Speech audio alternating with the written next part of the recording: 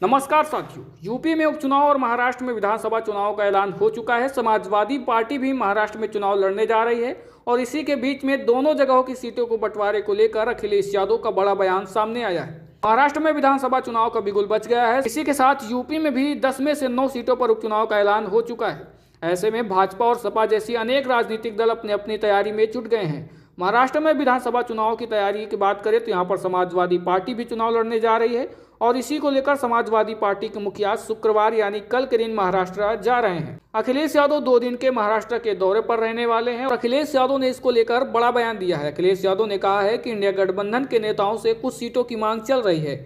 अखिलेश यादव ने कहा कि हमारे 2 विधायक वहां पहले से ही हैं, तो ऐसे में उम्मीद है कि उससे ज्यादा सीटें हमें पर मिलेंगी। तो ऐसे में महाराष्ट्र और यूपी की सीट बंटवारे को लेकर अखिलेश यादव ने कहा है कि हमारी कोशिश रहेगी कि इंडिया गठबंधन के साथ चुनाव लड़ें और उन पर जीत भी दर्ज करें। अखिलेश यादव ने कहा कि हमने सीटें मांगी है, हमें उम्मीद है कि इस बार और ज्यादा सीटें मिलेंगी और मजबूती से इंडिया गठबंधन के साथ खड़े होकर उत्तर प्रदेश में भी बहुत जल्द तय हो जाएगा कौन सी सीट पर कौन सी पार्टी लड़ने वाली है। वहीं जानकारी के लिए आपको बता दें कि समाजवादी पार्टी महाराष्ट्र के प्रदेश अध्यक्ष अबू आजमी ने एक बयान दिया है जिसमें उन्होंने महाविकास अघाड़ी से 12 सीटों की मांग की है, लेकिन उन्होंने ऐसा भी बता दिया है कि इन पर चर्चाएं हो रही हैं, लेकिन 5 ऐसी सीटें हैं जहां पर समाजवादी पार्टी डेफिनेटली लड़ेगी। अगर महाविकास अघाड़ी द्वारा उनको निगलेक्ट किया गया यानी उन्हें ज्यादा तवज्जो नहीं दिया गया तो ऐसे में समाजवादी पार्टी परिणाम कुछ भी हो वो अकेले भी लड़ सकती है चुनाव।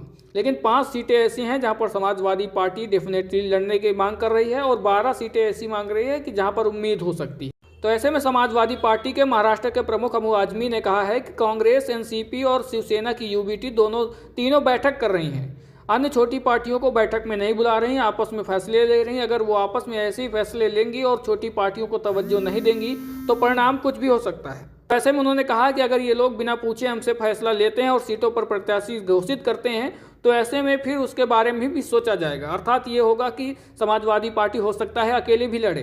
तो ऐसे में जब अखिलेश यादव महाराष्ट्र के दौरे पर जाने वाले हैं तो माना जा रहा है कि अखिलेश यादव जब वहां पर कार्यकर्ताओं से मिलेंगे, संबोधित करेंगे तो हो सकता है वहां के क्षेत्रीय नेताओं से भी मिले और सीटों को लेकर चर्चाएं हो, जिसके बाद बात बन सकती है। जैसे भी जो भी खबर होगी हम आपको बताएंगे, इसलिए वीडियो को लाइक शेयर करके चैनल को भी सब्सक्राइब जरूर कर लीजिएगा।